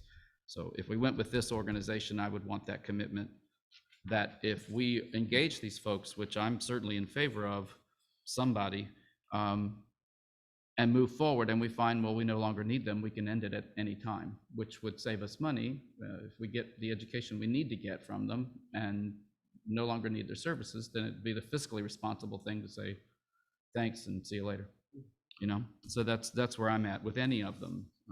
So the maximum would be 36,000 on this Mr. Himmler's proposal, and on the Fager Drinker 500, what would it be, Mr. Baden? 40s? 50? What would that, if we're doing a 12 months? It depends, that's Oh, it's a 12-month. $500 per hour, so, Oh, right, you that know, doesn't give us any- but they would also, you know, says they're pleased to discuss an overall not to exceed amount. So Right. if we, you know, want to limit it to a certain amount of hours, then it would be capped at that. So if we wanted to bring them down to a number that matches this guy, we would have less hourly access to them. Correct. Okay. Okay, thank you. And it should also be mentioned that any of these costs are eligible expenses under the ARPA fund, so we don't have to come up with additional money for it. It would come out of the ARPA monies that we are already allocated. I see. Right. Okay, so I have some very specific, I actually, right now, as it stands, I want to disqualify Fager Drinker. Is that how you say that? Mm-hmm. Fager Drinker. Fager. The first bullet item, advise the client on its identified spending priorities. I feel like a lot of our conversation has been about having help in identifying our spending priorities. And that's disqualifying for me, just the statement alone. And there is no mention, if you go to Thomas Michael LLC in the last bullet point, assist the town staff in community participation activities, which was also clearly a strong thing that we wanted to be able to have done. And I can assure you, when we were doing the Green Street project, that statement in there where they were the ones that helped us to bring the community in for the participation makes a difference, because you just don't have the staff to go do this on a project that's happening. So them making that statement that they will actually assist in coordinating that community participation activity is a big plus for me. And also making presentations to relevant stakeholders, which means that they would present on behalf of us. The other group sounds more like they're way more focused on ensuring that you're being in compliance and giving you some information and data from other towns and what other people are doing and following all of the rules, which is fine. But based on what we have today, these two proposals, I would go with Thomas Michael and I would go with the hourly rate. The reason why I would go with the hourly rate is we might need them for 20 hours in the first month and then not need them for 4 or 5 months later. But if we go into an agreement, let me see if I'm saying this the right way I want to say it. If we go into an agreement to pay them $1,500 a month, I imagine it's going to have some sort of a time frame on it. They're not going to just say, oh, pay us $1,500 a month. This is going to be a front-loaded project. I'm not, Mayor, it looks like the language is a lot. I mean, the way I read it is an hourly rate of $300 or a fixed monthly fee of $1,500. It doesn't say fixed access. So it sounds to me like if we thought we were going to use them a lot more, the $1,500 would be a better choice. Yeah, I'm hearing it. I'm hearing it. You know, 'Cause then I'm if we hearing could, it. if we call them 20 hours the first month and we only pay 15, that's a lot cheaper than 20 times 300, you know? That's true. I think that they're probably gonna think about this by the time they get to. I agree with you, Mayor. Also, Agree, but- I like their approach feels professional, but also, community's not the right word, but it feels more open to the things that we've talked about. Then That just sounds more like Fager that. Drinker feels expensive and corporate to me. That's just my thought, but That. So, yeah, so those are my thoughts, and I guess the $1,500 a month, I mean, I would like to understand that, because I want to know whether or not it's going to limit service to us in some kind of way. So like, if they say $1,500 a month, does it mean that after they've done 3 hours of work or 5 hours of work, suddenly they won't do anything? Because I feel like this is a front-loaded type of project where you want to do a lot up front, get geared up, learn. Then once you got your spending plan in place, we don't need you as much anymore. Right. And maybe he will hold us to the 36,000 over, maybe it is a 24 months, but in my conversations with him, that's not what we discussed. So I would need to clarify that with him. Or can you have them do us an agreement that we can have you and Mr. Baden go over? See what an agreement looks like? Or is there that in here too? No, it says if acceptable, town, the parties will execute a formal consulting service agreement that will further define the terms and conditions. So this is just a proposal at this point. and this firm will also participate with us in the infrastructure grant application process, or is that a separate process altogether? That's a separate process, but they should be, both of the firms should be knowledgeable with, the infrastructure funding bill that's been passed recently at the federal level. And both funds, I'm sorry. And, hopefully could steer us in the right direction, whether we should use the ARPA funds or hold off if other funds are available through other methods. And we can rely on both firms to help us manage potential multiple sources of funding for similar projects and help us best use the ARPA funding. Yes? I would hope so. I did not have that conversation with Mr. Himmler, but I felt more comfortable with Fager Drinker under that category because they have a lot more consultants that are actually, that some will just be working on the infrastructure. So then the consultants for the ARPA funding with Fager Drinker could then consult with the infrastructure consultants. So, Thomas Michael LLC, again, is a small company, 1 or 2 man operation, so whatever their bandwidth is their bandwidth. Well, my gut tells me that if we ask them to help us delineate, to discern whether or not there's multiple sources of funding for stormwater drain covers in the county, they could do that without having to hire on an extra. Okay. Right, yeah, I think that, so I would like to just move forward in asking for an agreement from them. What's really important to me in understanding is that, is this $1,500 an option without the maximum of 36,000? Right? Yep.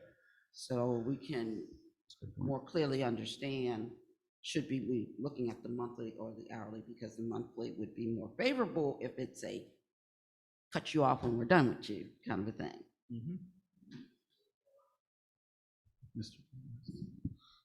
Mr. Barr, go ahead.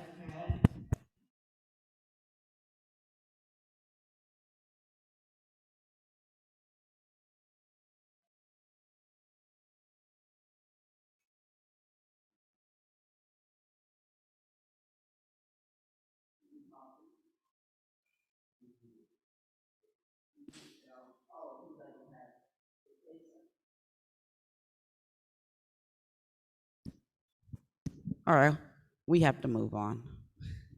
We'll see if he does anything further. All right, so is there any objections for us getting this agreement and getting it to Mr. Barr so that we have something to discuss next meeting? All right, so let's do that. What's the plan on that one? Okay, is there any other matters to be discussed for the betterment of the body? With that, I'll accept a motion to adjourn. Councilmember Harding, I'll make the motion. Is there a second? Councilmember Hobbs seconded. All in favor, say aye. Aye. Any opposed? All right. Meeting is now adjourned. Thank you. At 10:20. All right. Thank you very much, everybody.